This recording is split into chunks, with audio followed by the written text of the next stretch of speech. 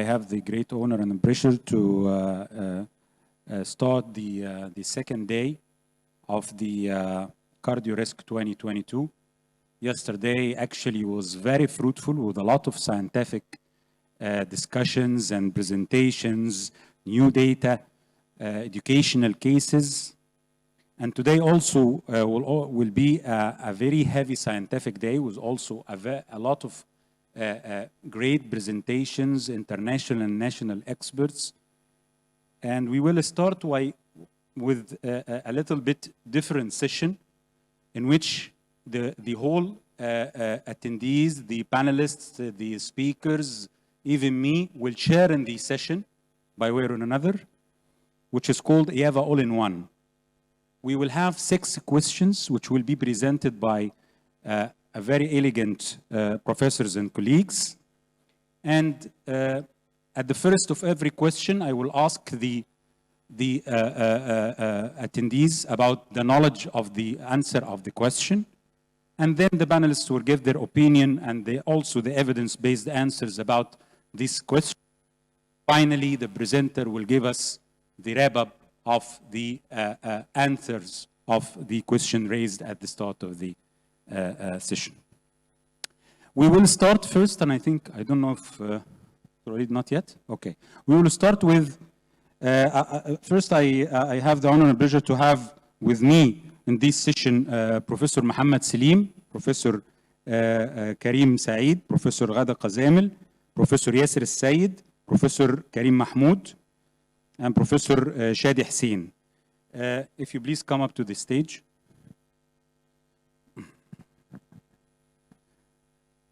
The first question, which will be presented by Dr. Ahmed Darwish. He is a lecturer of cardiology in Zagazig University.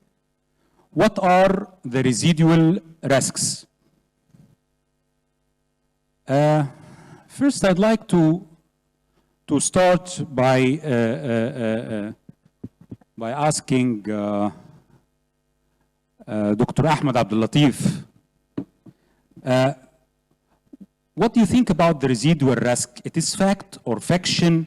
What about it is one track of risk, or it is different tracks? What about the residual risks? We should care about the residual risk because it exists, it does exist, and it may carry a percentage of mortality. And so we never can think that the matter has ended, came to an end, that no residual risk. Always there is a residual risk. Dr. Ahmed, what's your opinion? The residual risks, it is fact or fiction? It is one track of residual risk or different tracks of residual risks which you have to search about to tackle it? I think they are different residual risk, and they are effective, really. They can balance to another solution, so they are different. Dr. Ashraf, what's your opinion about the residual risks? Fact or fiction, one track or different tracks? Residual risk is the fact, and the proof of that is in any of the trials using whatever medication you are used, there is a relative risk reduction. For example, the risk of mortality or MACE dropped from 30%, for example, to 22%. But this 22% is the residual risk. We will know what is the cause. It is thrombotic, it is inflammatory, it is inefficient lipid lowering. So let us listen. Dr. Salim, the residual risk. You know, a few years ago, we have a great presentation in the, I think in the American Heart Association about the residual risk fact or fiction. Do you see it is a real fact, and why? I agree with Professor Ashraf that it's a fact, and we know very well that if we take the atherosclerotic cardiovascular disease from many aspects regarding lipids, regarding platelets, regarding endothelial dysfunctions, there are many factors contributing to the pathophysiology of atherosclerosis. You can control to some extent some of these factors, but still there are confounding factors. You are hitting the LDL, but still non-HDL may play a role. You are hitting some receptors on the platelets, but other receptors can operate. So it's a real fact in the biology and in the pathophysiology. Dr. Yasser, inflammation played a role in the residual risks. Do you think that? Yes, I agree. The inflammation, it is an important issue for processes of atherosclerosis. And let me, the atherosclerosis, it is a disease, not a disease. I think, so this is a multifactorial affecting this issue. You can reach the target of LDL, and also you cannot protect your patient even if you reach the LDL. So this is a multifactorial, maybe inflammatory, maybe platelet, maybe many causes. Dr. Karim, do you think that revisiting the triglycerides is also an issue to blaming it as the residual risk? Yes, one of the causes of the persistent MACE after giving the statins or PCSK9 inhibitors is the triglyceride-related pathophysiology in the atherosclerosis. We know, dear doctor, your time is up. The statins will reduce the event by 22%, the relative risk reduction. And adding PCSK9 inhibitors, not more than 20%. So we should search for other players. One of the important players is the triglycerides and the remnant of the lipoproteins, which is mainly a triglycerides components. And we have different pathophysiological mechanisms that attribute to the atherogenesis and increase cardiovascular outcome in those patients. After this discussion with the audience and with the panelists, I think Dr. Ahmed Darwish will wrap up the well evidence-based answer about the residual risks. It is dyslipidemic residual risk and inflammatory residual risk, thrombotic residual risk. Is there any way for what's called the personalized medicine for assessing the residual risk? We will see by the answer by Dr. Ahmed Darwish. Please go. Bismillah ar-Rahman ar-Rahim. Good afternoon, Mr. Chairman, dear professors and colleagues. It's my honor to be with you today, and my special thanks at first for Professor Ashraf Rida and Professor Said Farag for inviting me to this session. So today you are talking about residual risk for coronary artery disease. And the question, as Dr. Said has said, is it a fact or a fake description? Actually, if reviewed trial conducted on drugs for secondary prevention of cardiovascular disease, there was a significant reduction in the cardiovascular event.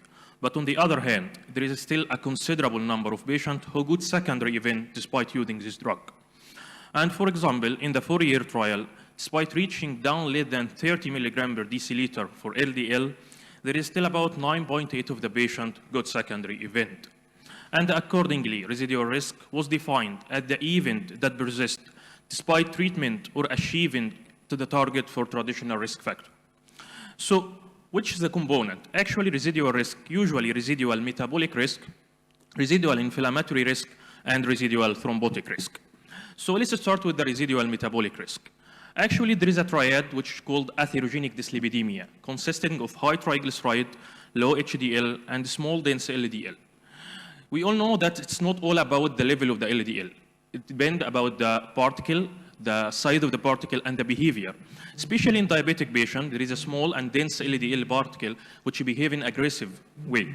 And accordingly, EC guideline recommended using ApoB and non-HDL for monitoring of this patient, especially diabetic one.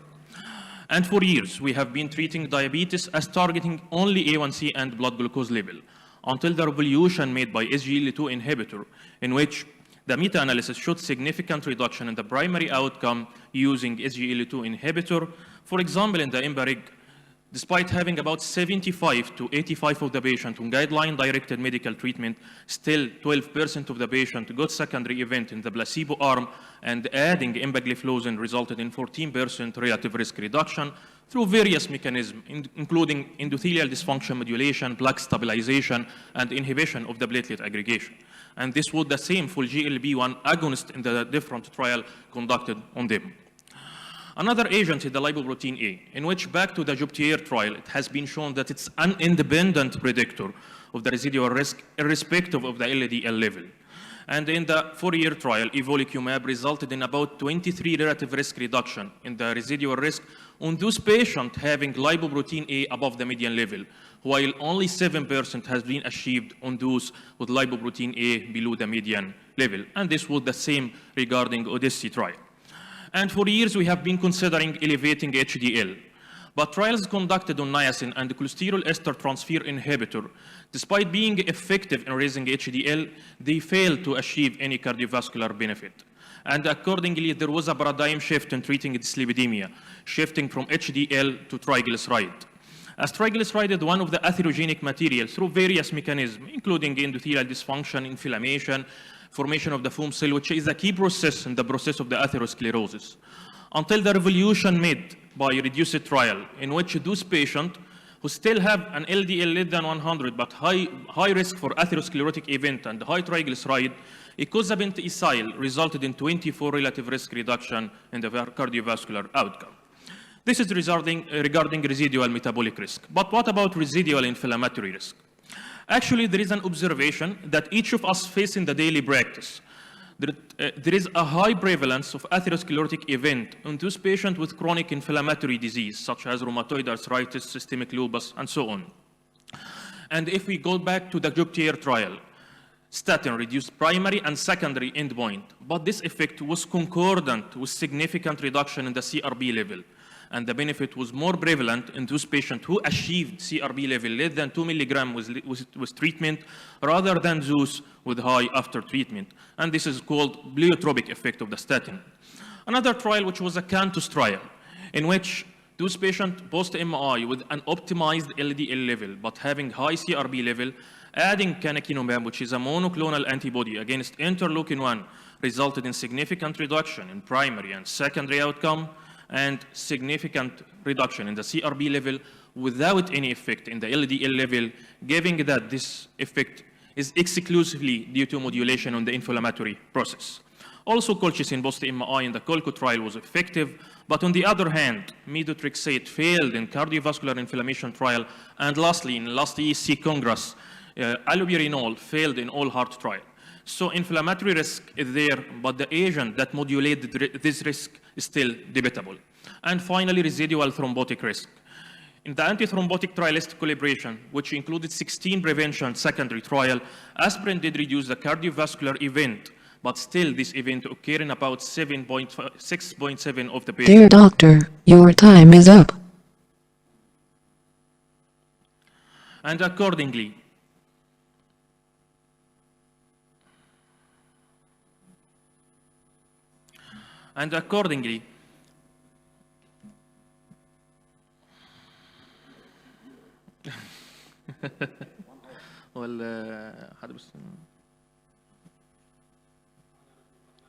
okay. So regarding residual thrombotic risk, in the antithrombotic trialistic calibration, aspirin did reduce the cardiovascular event, but still this event occurred in about 7% of the patient. So in Atlas ACS2 TIMI trial, adding rivaroxaban post-MI to DAP resulted in about 16% relative risk reduction in the MACE. And in the COMBAS trial, adding rivaroxaban to those with a stable atherosclerotic event resulted in about 24 relative risk reduction in the primary outcome. And finally, Pegasus trial, in which extended DAPT treatment using ticagrelol, either 60 or 90 milligram, resulted in about 16% relative risk reduction in the major adverse cardiac event. So finally, my take-home message is residual risk is still there. There is residual metabolic risk, residual inflammatory risk, and residual thrombotic risk. Icosapent ethyl modulated it for triglyceride, SGLT2 and GLP-1 agonist were effective in diabetic patient. Lipoprotein A is the new target post-ACS. Statin and canakinumab Dear doctor, your time is up. were effective inflammatory risk, while allopurinol failed in last ASC trial. And thank you. Thank you very much, Professor Ahmed. You are comprehensively cover and answer the question. And I think the residual risk is there. It is fact. We have different aspects of risks. Some of them are solved. Some of them are not yet come to up to the stage. And I think the answer is clear. Thank you again.